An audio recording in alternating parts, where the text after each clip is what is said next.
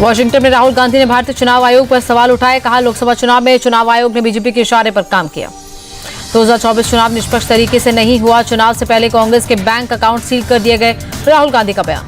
राहुल गांधी ने बीजेपी और आरएसएस पर साधा निशाना। बोले, दोनों को भारत की विविधताओं की समझ नहीं।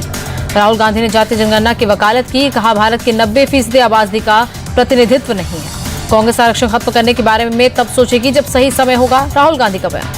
यूसीसी पर टिप्पणी करने से राहुल गांधी ने किया इनकार। कहा, देखना होगा बीजेपी का प्रस्ताव क्या है, उसको पढ़े बिना कुछ कहना ठीक नहीं होगा। राहुल गांधी के बयान पर संजय राउत ने जताई सहमति। कहा, बीजेपी तुष्टीकरण की राजनीति कर रही है। आरक्षण वाले अपने बयान पर घिरे राहुल गांधी। बीजेपी सांसद रविशंकर प्रसाद ने राहुल और कांग्रेस को आरक्षण विरोधी बताया। केंद्रीय मंत्री गिरिराज सिंह बोले, अज्ञानी अपने ज्ञान का प्रदर्शन ज्यादा करते हैं। राहुल गांधी भी यही कर रहे हैं। राहुल गांधी के बयान पर बीजेपी का पलटवार। कहा, आज सबसे ज्यादा डर कांग्रेस पार्टी के अंदर ही है।